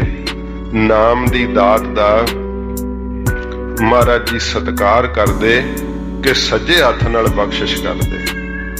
ਤੇ ਦੁਨਿਆਵੀ ਦਾਤਾਂ ਜਦੋਂ ਮਹਾਰਾਜ ਬਖਸ਼ਿਸ਼ ਕਰਿਆ ਕਰਦੇ ਤੋ ਸਾਧ ਸੰਗਤ ਜੀ ਖੱਬਾ ਹਸਤ ਕਮਲ ਉੱਪਰ ਉਠਾਇਆ ਕਰਦੇ। ਨਾਮ ਦੀ ਦਾਤ ਦਾ ਮਹਾਰਾਜ ਜੀ ਸਤਿਕਾਰ ਕਰਦੇ। ਜਿਹੜੇ ਗੁਰੂ ਜੀ ਇੰਨੇ ਸਮਰੱਥ ਨੇ ਭਾਈ, ਉਹਨੂੰ ਐਸੇ ਸਤਿਗੁਰੂ ਦਾ ਦਰ ਛੱਡ ਕਰਕੇ ਕਿਸੇ ਪਖੰਡੀ ਦੀ ਆਸ ਨਹੀਂ ਕਰਨੀ ਚਾਹੀਦੀ, ਕਿਸੇ ਅਧੂਰੇ ਦੀ ਆਸ ਨਹੀਂ ਕਰਨੀ ਚਾਹੀਦੀ। ਪੂਰੇ ਸਤਿਗੁਰੂ ਜੀ ਦੇ ਚਰਨੀ ਲੱਗ ਕਰਕੇ ਆਪਣੇ ਜੀਵਨ ਨੂੰ ਸਫਲ ਕਰਨਾ ਚਾਹੀਦਾ ਹੈ। ਸਾਧ ਸੰਗਤ ਜੀ, ਮਹਾਰਾਜ ਜਦੋਂ ਗੋਇੰਦਵਾਲ ਸਾਹਿਬ ਦੀ ਉਸਾਰੀ ਕਰਵਾ ਰਹੇ ਸੀ, ਉਸ ਸਮੇਂ ਸਿੱਖਾਂ ਨੇ ਆਖਿਆ ਮਹਾਰਾਜ ਜੀ ਲੱਕੜਾਂ ਦੀ ਕਮੀ ਪੈ ਗਈ ਹੈ। ਜੇ ਲੱਕੜਾਂ ਹੋਣ ਚੰਗੀਆਂ ਸੋਹਣੀਆਂ ਤਾਂ ਮਹਾਰਾਜ ਚੰਗੇ ਘਰ ਉਸਾਰੇ ਜਾ ਸਕਣ, ਤੇ ਇਹ ਬੜੀ ਕਮੀ ਹੈ। ਮਹਾਰਾਜ ਨੇ ਤੇ ਸਮੇਂ ਸਾਮਣ ਮੱਲ ਨੂੰ ਆਪਣੇ ਕੋਲ ਬੁਲਾਇਆ। ਇਹ ਸਿੱਖ ਮਹਾਰਾਜ ਜੀ ਦਾ ਹੋਇਆ ਤੇ ਸਤਿਗੁਰੂ ਜੀ ਕਹਿੰਦੇ ਜਾ ਬਈ ਪਹਾੜ ਦੇਸ਼ ਵਿੱਚ ਉੱਥੇ ਨਾ ਲੱਕੜਾਂ ਜਿਹੜੀਆਂ ਨੇ ਉਥੋਂ ਦਰਿਆ ਵਿੱਚ ਪਾਈ ਤੇ ਇੱਥੋਂ ਅਸੀਂ ਕੱਢ ਲਾਂਗੇ। ਪਹਿਲੋਂ ਲੱਕੜਾਂ ਦਾ ਆਦਾਨ ਪ੍ਰਦਾਨ ਦਰਿਆਵਾਂ ਰਾਹੀਂ ਹੋਇਆ ਕਰਦਾ ਸੀ। ਬਿਆਸ ਦੇ ਕੰਢੇ ਤੇ ਹੀ ਮਹਾਰਾਜ ਜੀ ਨੇ ਗੋਇੰਦਵਾਲ ਸਾਹਿਬ ਵਸਾਇਆ ਤੇ ਇਹ ਭਾਈ ਸਾਵਣ ਮੱਲ ਕਹਿੰਦਾ ਮਹਾਰਾਜ ਉੱਥੇ ਮੇਰੇ ਕੋਲ ਰਿਸ਼ਤੇਦਾਰ ਥੋੜੋ ਰਹਿੰਦੇ ਆ ਵੀ ਮੈਨੂੰ ਲੱਕੜਾਂ ਲਿਆਉਣ ਦੇਣਗੇ। ਹਜੂਰ ਹੱਸ ਪਏ। ਮਹਾਰਾਜ ਨੇ ਆਪਣੇ ਕੋਲੋਂ ਇੱਕ ਰੁਮਾਲ ਦਿੱਤਾ। ਮਹਾਰਾਜ ਕਹਿੰਦੇ ਲੈ ਆ ਰੁਮਾਲ, ਲੈ ਜਾ, ਜੋ ਚਾਹੇ ਕਰ ਦੇ, ਜੋ ਚਾਹੇ ਕਰ ਦੇਈਂ। ਐਡੀ ਬਖਸ਼ਿਸ਼ ਕੀਤੀ। ਤੇ ਜਦੋਂ ਭਾਈ ਸਾਵਣ ਮੱਲ ਉੱਥੇ ਗਏ, ਕੀ ਵੇਖਿਆ ਰਾਜੇ ਦਾ ਜਵਾਨ ਪੁੱਤਰ ਮਰਿਆ ਹੋਇਆ, ਸਭ ਰੋਣ ਪਿੱਟਣ ਡਏ ਸੀ। ਤੇ ਉੱਥੇ ਚਲੇ ਗਏ, ਆਖਿਆ ਇਹ ਤਾਂ ਮੌਕਾ ਚੰਗਾ ਹੈ। ਕਹਿਣ ਲੱਗੇ ਇਕਲੌਤਾ ਹੀ ਪੁੱਤਰ ਸੀ, ਚੜ੍ਹਾਈ ਕਰ ਗਿਆ ਸੀ ਬਹੁਤ ਜ਼ਿਆਦਾ। ਜਿਹੜੀ ਰਾਣੀ ਸੀ ਉਹ ਵੀ ਨਾਲ ਮਰਨ ਨੂੰ ਤਿਆਰ ਹੋਈ, ਮੈਂ ਨਹੀਂ ਜੀਣਾ ਆਪਣੇ ਪੁੱਤ ਤੋਂ ਬਿਨਾਂ। ਰਾਜਾ ਬੜਾ ਦੁਖੀ। ਭਾਈ ਸਾਵਣ ਮੱਲ ਕਹਿੰਦੇ ਰਾਜਾ ਜੇ ਪੁੱਤਰ ਤੇਰਾ ਜਿੰਦਾ ਕਰ ਦਈਏ ਤਾਂ। ਉਹਦਾ ਸਾਰੇ ਹੀ ਆ ਕੇ ਇਕੱਠੇ ਹੋ ਕੇ ਮਹਾਰਾਜ ਕਿਰਪਾ ਕਰੋ। ਕਹਿੰਦੇ ਲਿਆਓ ਬਈ ਜਲ ਲਿਆਓ। ਜਲ ਮੰਗਾਇਆ। ਹਜੂਰ ਦਾ ਦਿੱਤਾ ਹੋਇਆ ਰੁਮਾਲ ਜਲ ਵਿੱਚ ਭਿਉਂ ਕੇ ਉਸ ਮੁਰਦੇ ਦੇ ਮੂੰਹ ਤੇ ਨਿਚੋੜਿਆ। ਉਸ ਦਾ ਮਰਿਆ ਪੁੱਤਰ ਜਿਉਂਦਾ ਕਰ ਦਿੱਤਾ। ਸਾਧ ਸੰਗਤ ਜੀ, ਰਾਜਾ ਸ਼ਰਧਾਲੂ ਹੋ ਗਿਆ। ਬੜੀਆਂ ਬੜੀਆਂ ਲੱਕੜਾਂ ਦੇ ਭਾਰ ਭਾਈ ਸਾਵਣ ਮੱਲ ਨੇ ਦਰਿਆ 'ਚ ਪਵਾਏ। ਇਧਰੋਂ ਸਤਿਗੁਰਾਂ ਜੀ ਨੇ ਕਢਵਾਏ। ਬੜੀ ਸੋਹਣੀ ਉਸਾਰੀ ਚੱਲੀ। ਇਧਰ ਹੁਣ ਉਹ ਰਾਜਾ ਸਿੱਖ ਬਣ ਗਿਆ ਸੀ ਤੇ ਸਾਵਣ ਮੱਲ ਦੀ ਚੰਗੀ ਚੱਲਣ ਲੱਗ ਪਈ ਸੀ ਤੇ ਦਿਲ ਹੀ ਨਾ ਕਰੇ ਗੋਇੰਦਵਾਲ ਸਾਹਿਬ ਜਾਣ ਨੂੰ। ਜਿਹੜੀ ਗੱਲ ਕੀ ਰੁਮਾਲ ਨਾਲ ਕਰਦਿਆ ਕਰਨ, ਜਿਹੜੀ ਗੱਲ ਰੁਮਾਲ ਨਾਲ ਕਰਦਿਆ ਕਰਨ। ਮਹਾਰਾਜ ਨੇ ਸੁਨੇਹਾ ਭੇਜਿਆ ਵੀ ਲੱਕੜਾਂ ਪੂਰੀਆਂ ਹੋ ਗਈਆਂ, ਹੁਣ ਆ ਜਾ। ਤਾਂ ਵੀ ਨਾ ਆਵੇ। ਜੀ ਲੱਗ ਗਿਆ ਨਾ ਉੱਥੇ, ਹੁਣ ਸਾਰੇ ਮੱਥੇ ਟੇਕਦੇ। ਔਰ ਕਿੱਥੋਂ ਦਿਲ ਕਰਦਾ ਵੀ ਹੁਣ ਉੱਥੇ ਜਾਵਾਂ, ਆਪ ਮੱਥਾ ਟੇਕੂੰਗਾ, ਕਿਉਂਕਿ ਗੁਰੂ ਬਣ ਬੈਠਾ ਸੀ। ਸਤਿਗੁਰਾਂ ਜੀ ਨੇ ਫਿਰ ਰੁਮਾਲ ਦੀ ਸ਼ਕਤੀ ਖਿੱਚ ਲਈ। ਸ਼ਕਤੀ ਤਾਂ ਮਹਾਰਾਜ ਦੀ ਸੀ, ਰੁਮਾਲ 'ਚ ਕੀ ਸ਼ਕਤੀ ਹੋਣੀ ਸੀ? ਉਹ ਤਾਂ ਸ਼ਕਤੀ ਗੁਰੂ ਸਾਹਿਬ ਦੇ ਨਾਮ ਦੀ ਹੈ, ਬਖਸ਼ਿਸ਼ ਦੀ ਹੈ। ਮਹਾਰਾਜ ਬਖਸ਼ਿਸ਼ ਹੀ ਖਿੱਚ ਲਈ। ਪਤਾ ਲੱਗ ਗਿਆ ਵੀ ਰੁਮਾਲ 'ਚ ਹੁਣ ਕੱਖ ਨਹੀਂ ਰਿਹਾ ਤੇ ਜਾਣਾ ਹੀ ਪੈਣਾ। ਐਵੇਂ ਹੁਣ ਕਿਤੇ ਕੋਈ ਕੰਮ ਰਾਜੇ ਕਿਹਾ ਤੇ ਨਾ ਬਣਿਆ, ਫਿਰ ਐਵੇਂ ਕਾਬੂ ਆ ਜਾਾਂਗੇ, ਚੱਲੀਏ। ਫਿਰ ਜਦੋਂ ਗੋਇੰਦਵਾਲ ਸਾਹਿਬ ਆ ਗਿਆ, ਰਾਜੇ ਨੂੰ ਨਾਲ ਲੈ ਕੇ ਹੀ ਆਇਆ। ਗੁਰੂ ਮਹਾਰਾਜ ਧਿਆਨ ਸਥਿਤ ਸੀ, ਡਰਦਾ ਹੋਇਆ ਹੱਥ ਜੋੜ ਕੇ ਪਰਾਂ ਹੀ ਖਲੋ ਗਿਆ। ਬਹੁਤ ਮਨ ਵਿੱਚ ਨਿਮਰਤਾ ਆ ਗਈ ਕਿ ਮਹਾਰਾਜ ਮੈਨੂੰ ਮਾਫ ਕਰ ਦੇਣ। ਸਤਿਗੁਰੂ ਜੀ ਜਦੋਂ ਨੇਤਰ ਖੋਲੇ, ਮਹਾਰਾਜ ਸਾਹਿਬ ਜੀ ਹੱਸ ਪਏ ਵੇਖ ਕੇ। ਮਹਾਰਾਜ ਕਹਿੰਦੇ ਹੁਣ ਨਿਮਰਤਾ ਧਾਰਦਾ, ਜਾ ਪਹਾੜ ਦੀ ਸਿੱਖੀ ਤੈਨੂੰ ਦੇਤੀ, ਜਾ ਚਲਿਆ ਜਾ। ਮਹਾਰਾਜ ਸਾਹਿਬ ਤਾਂ ਰਾਜੇ ਆ, ਸਤਿਗੁਰੂ ਜੀ ਤਾਂ ਗਰੀਬ ਨਵਾਜ਼ ਸੱਚੇ ਪਾਤਸ਼ਾਹ ਜੀ ਨੇ ਫਿਰ ਉਸ ਰਾਜੇ ਨੂੰ ਵੀ, ਉਹਦੀ ਰਾਣੀ ਨੂੰ ਵੀ ਸਿੱਖੀ ਪ੍ਰਦਾਨ ਕੀਤੀ। ਲੰਬੀ ਹੈ ਸਾਖੀ। ਜਿਨ੍ਹਾਂ ਦੇ ਮਾਲਕ ਐਡੇ ਸਮਰੱਥ ਵੈ, ਉਹਨਾਂ ਨੂੰ ਸਤਿਗੁਰੂ ਦਾ ਦਰ ਛੱਡ ਕੇ ਕਿਧਰੇ ਹੋਰ ਨਹੀਂ ਜਾਣਾ ਚਾਹੀਦਾ। ਪਰ ਸਿੱਖ ਭਟਕੇ ਹੋਏ ਪੁੱਛਦੇ ਆ ਕਈ ਵਾਰੀ ਜੀ ਫਲਾਨਾ ਰੋਗ ਹੈ, ਕੀ ਕਰੀਏ? ਆਪਾਂ ਕਹਿੰਦੇ ਆ ਵੀ ਜਪਜੀ ਸਾਹਿਬ ਦੀ ਬਾਣੀ ਪੜੋ, ਤੇ ਅੱਗੋਂ ਕਹਿ ਦਿੰਦੇ ਉਹ ਤਾਂ ਜੀ ਬਹੁਤ ਪੜ੍ਹੀ ਹੈ। ਫਿਰ ਸਾਡੇ ਕੋਲ ਹੋਰ ਕਿਹੜੀ ਗਿੱਦੜ ਸਿੰਘੀ ਹੈ ਜਿਹੜੀ ਤੁਹਾਨੂੰ ਦਈਏ? ਸਤਿਗੁਰੂ ਜੀ ਦੀ ਬਾਣੀ ਹੀ ਸ਼ਰਧਾ ਨਾਲ ਪੜੋਗੇ ਤੇ ਤੁਹਾਡੇ ਦੁੱਖ ਟੁੱਟਣਗੇ। ਬਾਣੀ ਦੇ ਉੱਪਰ ਸ਼ਰਧਾ ਕਰੋ। ਸਤਿਗੁਰੂ ਦੇ ਨਾਮ ਤੋਂ ਵੱਡੀ ਕੋਈ ਚੀਜ਼ ਨਹੀਂ ਹੈ, ਕਿਉਂਕਿ ਮਹਾਰਾਜ ਆਖਿਆ ਕਿ ਨਾਮ ਤੁਲ ਕਛ ਅਵਰ ਨਾ ਹੋਵੇ। ਕੁਛ ਨਹੀਂ ਹੈ ਨਾਮ ਤੋਂ ਬਰਾਬਰ। ਨਾਮ ਹੀ ਸਭ ਤੋਂ ਉੱਚਾ ਤੇ ਵੱਡਾ ਹੈ। ਸਤਿਗੁਰੂ ਗਰੀਬ ਨਵਾਜ ਕਹਿੰਦੇ ਭਾਈ ਜਿਹੜੇ ਸਮਰੱਥ ਪਰਮੇਸ਼ਰ ਨੂੰ ਛੱਡ ਕਰਕੇ ਮਨੁੱਖਾਂ ਦੀਆਂ ਆਸਾਂ ਕਰਦੇ ਹਨ, ਦੁਇ ਭਾਏ ਵਿਗੁਚੀਐ, ਤੇ ਦੂਜੇ ਭਾਵ ਵਿੱਚ ਲੱਗਣੇ ਕਰਕੇ ਫਿਰ ਵਿਗੁਚੀਏ ਕੀ ਖਰਾਬ ਹੋਣਾ ਪੈਂਦਾ ਹੈ। ਇੱਕ ਵਾਹਿਗੁਰੂ ਦੇ ਪ੍ਰੇਮ ਨੂੰ ਛੱਡ ਕਰਕੇ ਜਦੋਂ ਦੂਜੇ ਭਾਵ 'ਚ ਲੱਗੋਗੇ, ਦੂਜਾ ਭਾਵ ਕੀ ਹੈ? ਸੰਸਾਰ। ਦੂਜਾ ਭਾਵ ਕੀ ਹੈ? ਸੰਸਾਰ ਦੇ ਪਦਾਰਥਾਂ ਦਾ ਰਸ। ਮਹਾਰਾਜ ਕਹਿੰਦੇ ਜਿਹੜੇ ਭਾਈ ਇਸ ਪਾਸੇ ਲੱਗ ਜਾਂਦੇ ਆ ਉਹ ਫਿਰ ਵਿਗੁਚੀਏ ਖਰਾਬ ਹੁੰਦੇ ਆ ਜੂਨਾਂ ਵਿੱਚ ਪੈ ਕਰਕੇ। ਗਲ ਪਈ ਸੋ ਜਮ ਕੀ ਫਾਸ, ਅੰਤ ਵੇਲੇ ਫਿਰ ਜਮ ਦੀ ਫਾਹੀ ਗਲ ਵਿੱਚ ਪੈਂਦੀ ਆ ਕਰਕੇ। ਫਿਰ ਉਹ ਅਧੋਗਤੀ ਨੂੰ ਜਾਂਦੇ ਆ, ਮਨੁੱਖਾ ਜਨਮ ਹਾਰ ਜਾਂਦੇ ਆ ਜਦੋਂ ਪੂਰੇ ਗੁਰੂ ਜੀ ਦਾ ਭਰੋਸਾ ਹੀ ਨਹੀਂ ਰੱਖਿਆ, ਮਹਾਰਾਜ ਤੇ ਆਸ ਹੀ ਨਹੀਂ ਰੱਖੀ, ਆਸ ਮਨੁੱਖਾਂ ਦੀ ਕੀਤੀ ਤੇ ਫਿਰ ਉਹਨਾਂ ਬਚਾ ਥੋੜ੍ਹਾ ਸਕਣਾ ਹੈ। ਨਰਕਾਂ ਤੋਂ ਕੋਈ ਨਹੀਂ ਬਚਾ ਸਕਦਾ ਸਮਰੱਥ ਗੁਰੂ ਜੀ ਤੋਂ ਬਿਨਾਂ, ਦੁੱਖ ਕੋਈ ਨਹੀਂ ਤੋੜ ਸਕਦਾ ਸਤਿਗੁਰੂ ਜੀ ਤੋਂ ਬਿਨਾਂ। ਫਿਰ ਗਲ ਵਿੱਚ ਜਮਾਂ ਦੀ ਫਾਹੀ ਪੈ ਜਾਂਦੀ ਹੈ। ਜਿਹਾ ਬੀਜੈ ਸੋ ਲੁਣੈ, ਹਜੂਰ ਕਹਿੰਦੇ ਜਿਹਾ ਬੀਜੈ ਸੋ ਲੁਣੈ। ਸਤ ਸੰਗਤ ਜੀ ਇਹ ਨਿਯਮ ਹੈ। ਮਹਾਰਾਜ ਨੇ ਕਿਹਾ ਖੇਤ ਸਰੀਰ ਜੋ ਬੀਜੀ ਹੈ ਸੋ ਅੰਤ ਖਲੋਆ ਆਏ। ਜਿਹੜਾ ਸਰੀਰ ਰੂਪੀ ਖੇਤ ਵਿੱਚ ਤੁਸੀਂ ਕਰਮਾਂ ਰੂਪੀ ਬੀਜ ਬੀਜੋਗੇ ਨਾ, ਅੰਤ ਨੂੰ ਉਹ ਸਾਹਮਣੇ ਖਲੋ ਜਾਣਾ ਫਲ ਭੁਗਤਾਉਣ ਵਾਸਤੇ। ਜਦੋਂ ਤੁਸੀਂ ਕੋਈ ਬੀਜ ਬੀਜਦੇ ਆ, ਹੁਣ ਬੀਜੋ ਤੁਸੀਂ ਕਿੱਕਰਾਂ ਦੇ ਬੀਜ ਤੇ ਕਹੋ ਕਿ ਇਹਨੂੰ ਦਾਖਾਂ ਲੱਗਣ, ਦਾਖਾਂ ਕਿਵੇਂ ਲੱਗੂਗੀਆਂ? ਫਿਰ ਦਾਖਾਂ ਨਹੀਂ ਲੱਗ ਸਕਦੀਆਂ, ਉਸ ਨੂੰ ਕਿੱਕਰ ਦੇ ਬੀਜ ਨੂੰ ਕੰਡੇ ਹੀ ਲੱਗਦੇ ਆ। ਜੇ ਤੁਸੀਂ ਬੁਰਾ ਕਰਮ ਕਰੋਗੇ, ਪਾਪ ਕਰਮ ਕਰੋਗੇ, ਉਹਦਾ ਸੁੱਖ ਫਲ ਕਹੋਗੇ ਮਿਲੇ, ਨਹੀਂ ਮਿਲੇਗਾ, ਉਹਦਾ ਦੁੱਖ ਫਲ ਹੀ ਪ੍ਰਾਪਤ ਹੋਣਾ ਹੈ। ਜੇ ਤੁਸੀਂ ਸਾਧ ਸੰਗਤ ਦੇ ਕਰਨ ਦਾ ਬੀਜ ਬੀਜਦੇ ਆ, ਸ਼ੁਭ ਕਰਮ ਦਾ ਬੀਜ ਬੀਜਦੇ ਆ, ਸੇਵਾ ਦਾ ਬੀਜ ਬੀਜਦੇ ਆ, ਤਾਂ ਫਿਰ ਸਾਧ ਸੰਗਤ ਜੀ ਇਸ ਨੂੰ ਸੁੱਖ ਫਲ ਲੱਗਦਾ ਹੈ। ਮਹਾਰਾਜ ਜੀ ਕਹਿੰਦੇ ਨੇ ਜਿਹਾ ਬੀਜੈ ਸੋ ਲੁਣੈ। ਇਹ ਜੀਵ ਤੂੰ ਜਿਹੋ ਜਿਹਾ ਬੀਜ ਆਪਣੇ ਸਰੀਰ ਰੂਪੀ ਖੇਤ ਵਿੱਚ ਬੀਜੇਗਾ ਉਹ ਤੈਨੂੰ ਲੁਣੇ ਵੱਢਣਾ ਪਵੇਗਾ। ਇਸ ਕਰਕੇ ਕਰਮ ਕਰਨ ਤੋਂ ਪਹਿਲਾਂ, ਬੀਜ ਬੀਜਣ ਤੋਂ ਪਹਿਲਾਂ ਸੋਚ ਲੈ, ਬੁਰੇ ਕਰਮ ਦਾ ਬੀਜ ਨਾ ਬੀਜ, ਕਿਉਂਕਿ ਇਹਦਾ ਤੈਨੂੰ ਫਲ ਆਪ ਭੁਗਤਣਾ ਪਵੇਗਾ। ਮੱਥੇ ਜੋ ਲਿਖਿਆਸ, ਜੋ ਮੱਥੇ ਦੇ ਉੱਤੇ ਲਿਖਿਆਸ, ਮਹਾਰਾਜ ਕਹਿੰਦੇ ਲਿਖਿਆ ਹੋਇਆ ਨਾ, ਲੇਖ ਨਾ ਮਿਟਈ ਏ ਸਖੀ ਜੋ ਲਿਖਿਆ ਕਰਤਾਰ। ਮਹਾਰਾਜ ਕਹਿੰਦੇ ਮੱਥੇ ਦਾ ਲੇਖ ਮਿਟਦਾ ਨਹੀਂ ਹੈ। ਫਿਰ ਸਾਧ ਸੰਗਤ ਜੀ ਕਈ ਕਿੰਤੂ ਕਰਦੇ ਆ ਕਿ ਜਦੋਂ ਮੱਥੇ ਦਾ ਲੇਖ ਹੀ ਨਹੀਂ ਮਿਟਣਾ ਤੇ ਆਪਾਂ ਗੁਰਦੁਆਰੇ ਸਾਹਿਬ ਕੀ ਕਰਨ ਜਾਣਾ ਹੈ? ਫਿਰ ਤਾਂ ਉਹਨੂੰ ਸਾਨੂੰ ਸਜ਼ਾ ਮਿਲਣੀ ਹੈ ਤੇ ਆਪਾਂ ਉੱਥੇ ਕਿਉਂ ਜਾਈਏ? ਇਹਦੇ ਤੇ ਸਤਿਗੁਰੂ ਜੀ ਨੇ ਵੇਖੋ, ਜਦੋਂ ਤੁਸੀਂ ਗੁਰਬਾਣੀ ਦੀ ਕਥਾ ਸੁਣਨ ਦੇ ਪ੍ਰੇਮੀ ਬਣ ਜਾਓਗੇ ਨਾ, ਹੌਲੀ ਹੌਲੀ ਤੁਹਾਨੂੰ ਮਨ 'ਚ ਜਿਹੜੇ ਪ੍ਰਸ਼ਨ ਉੱਠਦੇ ਆ ਉਹ ਨਾਲ ਫਿਰ ਤੁਹਾਨੂੰ ਉੱਤਰ ਵੀ ਮਿਲਣ ਲੱਗ ਜਾਣਗੇ। ਜਿੱਥੇ ਸਤਿਗੁਰੂ ਜੀ ਦਾ ਪ੍ਰੇਮ ਮਨ ਵਿੱਚ ਆਉਂਦਾ ਹੈ, ਗੁਰ ਮੰਤਰ ਦਾ ਜਾਪ ਗੁਰਸਿੱਖ ਕਰਨ ਲੱਗ ਜਾਂਦੇ ਆ, ਫਿਰ ਮਹਾਰਾਜ ਨੇ ਉੱਥੇ ਵੀ ਕਿਹਾ ਕਿ ਗੁਰ ਕਾ ਸ਼ਬਦ ਕੱਟ ਹੈ ਕੋਟ ਕਰਮ। ਗੁਰੂ ਜੀ ਦਾ ਸ਼ਬਦ ਕਰੋੜਾਂ ਹੀ ਕਰਮਾਂ ਨੂੰ ਕੱਟ ਦਿੰਦਾ ਹੈ। ਕੱਟਦਾ ਕਿਵੇਂ ਆ? ਜਦੋਂ ਸਤਿਗੁਰੂ ਜੀ ਦੇ ਆਪਾਂ ਚਰਨੀ ਆ ਕੇ ਮਸਤਕ ਲਾਉਨੇ ਆ ਨਾ, ਤਾਂ ਮਹਾਰਾਜ ਸੱਚੇ ਪਾਤਸ਼ਾਹ ਜੀ ਸਾਡੇ ਤੇ ਐਸੀ ਕਿਰਪਾ ਕਰਦੇ ਆ ਕਿ ਸਾਧ ਸੰਗਤ ਜੀ ਦੁੱਖ ਆਉਣਾ ਤਾਂ ਲਿਖਿਆ ਹੀ ਹੈ ਮੱਥੇ ਦੇ ਉੱਤੇ, ਪਰ ਉਸ ਦੁੱਖ ਨੂੰ ਮਹਾਰਾਜ ਸਾਹਿਬ ਜੀ ਘਟਾ ਦਿੰਦੇ ਆ, ਫਿਰ ਭੁਗਤਾ ਦਿੰਦੇ ਆ, ਪਰ ਥੋੜੇ ਵਿੱਚ ਭੁਗਤਾ ਦਿੰਦੇ। ਜਿਵੇਂ ਜਨਮ ਸਾਖੀ ਦਾ ਜ਼ਿਕਰ ਆਉਂਦਾ, ਇੱਕ ਭਰਾ ਸੰਗਤ ਕਰਿਆ ਕਰੇ ਕਰਤਾਰਪੁਰ ਸਾਹਿਬ, ਇੱਕ ਨਸ਼ਿਆਂ ਦਾ ਸੇਵਨ ਕਰੇ, ਜੂਆ ਖੇਡਿਆ ਕਰੇ, ਤੇ ਦੋਵੇਂ ਤੁਰੇ ਆ ਰਹੇ ਸੀ। ਤੇ ਜਿਹੜਾ ਜੂਆ ਖੇਡਦਾ, ਨਸ਼ੇ ਖਾਂਦਾ, ਬੁਰੀ ਸੰਗਤ ਕਰਦਾ, ਉਹਨੂੰ ਠੇਡਾ ਵੱਜਿਆ ਤੇ ਉਹਨੂੰ ਇੱਕ ਖੁਰਜੀ ਲੱਭੀ ਜਿਹਦੇ ਵਿੱਚ ਇੱਕ ਮੋਹਰ ਸੀ ਤੇ ਬਾਕੀ ਸਾਰੀ ਸਵਾਹ ਪਈ ਹੋਈ ਸੀ, ਤੇ ਮੋਹਰ ਲੱਭੀ ਉਹਨੂੰ ਸੋਨੇ ਦੀ।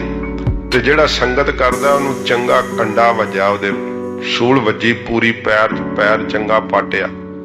ਉਹ ਬੜਾ ਦੁਖੀ ਹੋਇਆ ਵੀ ਮੈਂ ਇੰਨੀ ਸੰਗਤ ਕਰਾਂ, ਗੁਰੂ ਨਾਨਕ ਸਾਹਿਬ ਦੀ ਸੰਗਤ ਵਿੱਚ ਜਾਵਾਂ, ਮੇਰਾ ਪੈਰ ਪਾਟ ਗਿਆ ਤੇ ਇਹ ਇੰਨੇ ਬੁਰੇ ਕਰਮ ਕਰਦਾ ਹੈ ਤੇ ਤਾਂ ਇਹਨੂੰ ਸੋਨੇ ਦੀ ਮੋਹਰ ਲੱਭੇ। ਆਪਾਂ ਕਈ ਵਾਰੀ ਸੋਚਦੇ ਹਾਂ ਵੇਖੋ ਕਿੰਨੇ ਬੁਰੇ ਕਰਮ ਕਰਦਾ, ਕਿੰਨਾ ਸੋਹਣਾ ਘਰ ਹੈ, ਕਿੰਨੀ ਸੋਹਣੀ ਗੱਡੀ ਹੈ, ਮੌਜਾਂ ਪਿਆ ਕਰਦਾ ਹੈ, ਮਨ ਵਿੱਚ ਸ਼ੰਕੇ ਪੈਦਾ ਹੁੰਦੇ ਆ।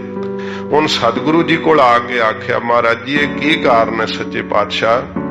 ਮਹਾਰਾਜ ਕਹਿੰਦੇ ਬਈ ਤੂੰ ਮਨ ਵਿੱਚ ਅਫਸੋਸ ਨਾ ਕਰ, ਤੂੰ ਸੰਗਤ ਕਰਦਾ ਹੈ ਤੇ ਸੰਗਤ ਦੇ ਕਰਨ ਦੇ ਬਲ ਕਰਕੇ ਤੇਰਾ ਦੁੱਖ ਕੱਟਿਆ ਗਿਆ। ਅੱਜ ਦੇ ਦਿਨ ਤੂੰ ਸੂਲੀ ਚੜ ਜਾਣਾ ਸੀ ਤੇ ਸੰਗਤ ਕਰਨੇ ਕਰਕੇ ਤੇਰਾ ਉਹ ਦੁੱਖ ਕੱਟ ਕੇ ਸੂਲ ਵਿੱਚ ਕੱਟਿਆ ਗਿਆ ਹੈ।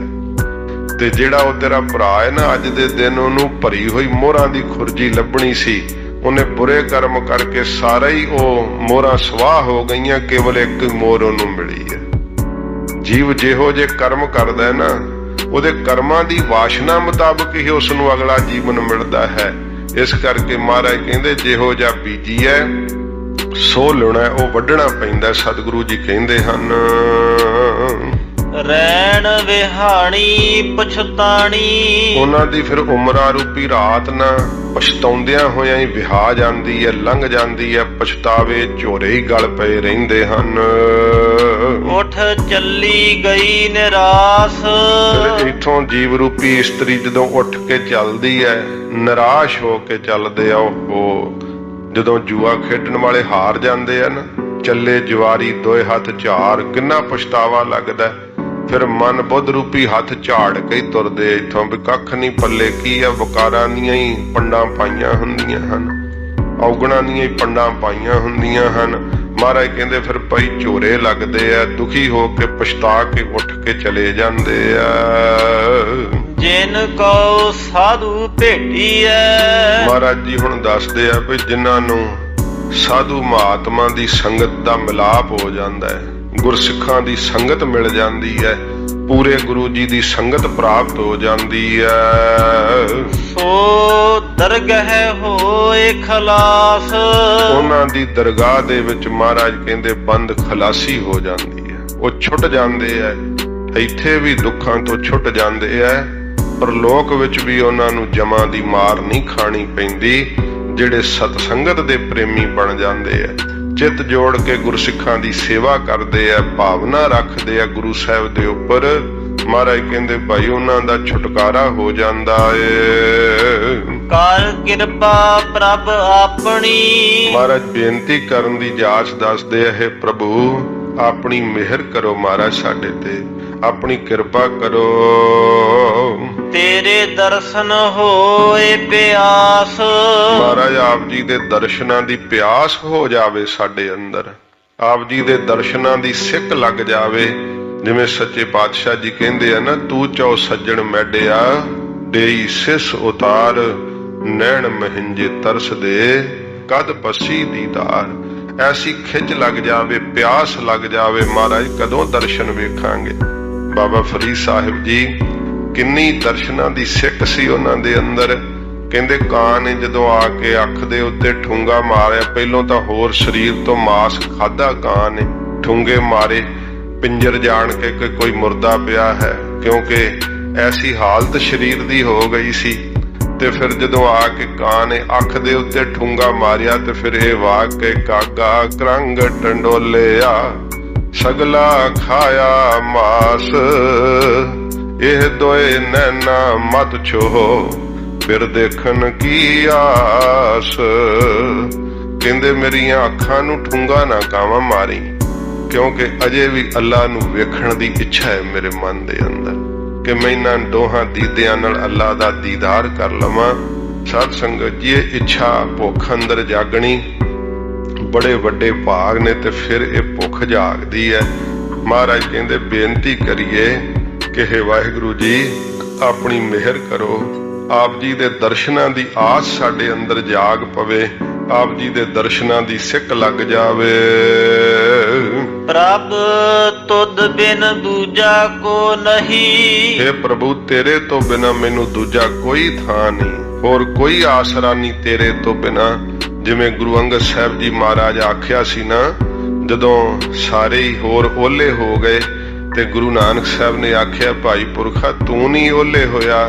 ਸਤਿਗੁਰਾਂ ਆਖਿਆ ਕਿਸ ਹੀ ਕੋਈ ਕੋਏ ਮੰਝ ਨਿਮਾਣੀ ਇੱਕ ਤੂੰ। ਮਹਾਰਾਜ ਕਿਸੇ ਨੂੰ ਤਾਂ ਕਿਸੇ ਦਾ ਆਸਰਾ, ਮੇਰਾ ਤਾਂ ਓਲਾ ਆਸਰਾ ਤੁਸੀਂ ਹੋ ਸੱਚੇ ਪਾਤਸ਼ਾਹ। ਮੈਂ ਕਿਹਦੇ ਓਲੇ ਹੋ ਜਾਂਦਾ? ਸੱਚੇ ਪਾਤਸ਼ਾਹ ਸਾਡਾ ਤਾਂ ਇੱਕ ਆਸਰਾ ਤੁਸੀਂ ਆਪ ਹੋ।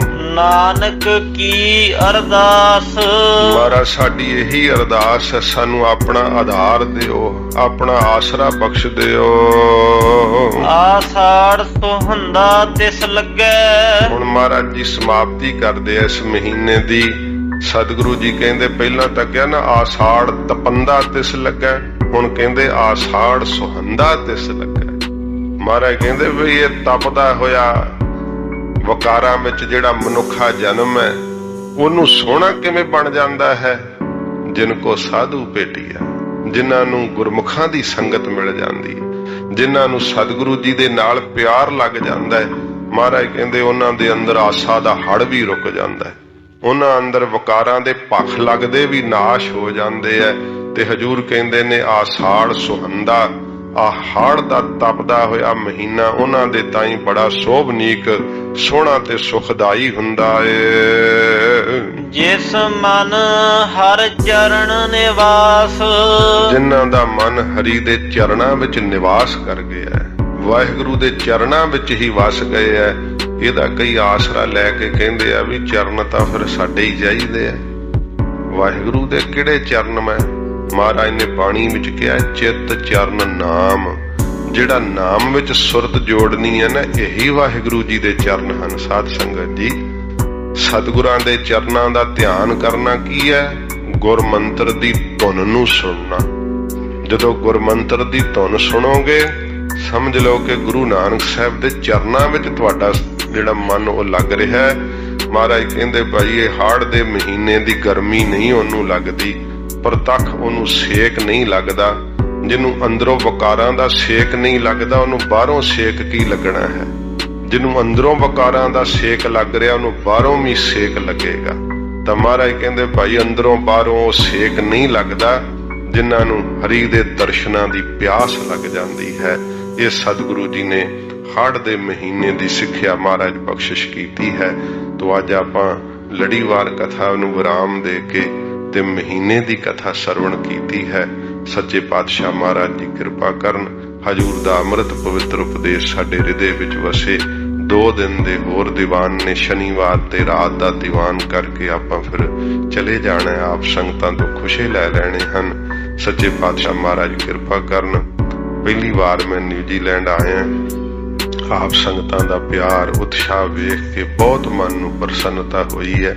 ਮਹਾਰਾਜ ਜੀ ਕਿਰਪਾ ਕਰਨ, ਸਦਾ ਇਹੋ ਜਿਹਾ ਇਹ ਮਾਹੌਲ ਬਣਿਆ ਰਵੇ, ਕਿਉਂਕਿ ਸੰਗਤ ਦਾ ਮਾਹੌਲ ਬਣਾਉਣਾ ਬੜਾ ਔਖਾ ਹੈ, ਤੋੜਨਾ ਬੜਾ ਸੌਖਾ ਹੈ। ਇਸੇ ਤਰ੍ਹਾਂ ਹੀ ਸੰਗਤ ਦਾ ਰਸ ਲਵੋ, ਕਥਾ ਕੀਰਤਨ ਨਾਲ ਜੁੜੋ। ਇਹੀ ਗੁਰੂ ਨਾਨਕ ਸਾਹਿਬ ਦੀ ਸਿੱਖੀ ਹੈ। ਸਤਿਗੁਰੂ ਜੀ ਦੀ ਖੁਸ਼ੀ ਵੀ ਇਸੇ ਵਿੱਚ ਹੀ ਹੈ। ਮਹਾਰਾਜ ਜੀ ਕਿਰਪਾ ਕਰਨ, ਹੋਈਆਂ ਭੁੱਲਾਂ ਬਖਸ਼ ਲੈਣੀਆਂ।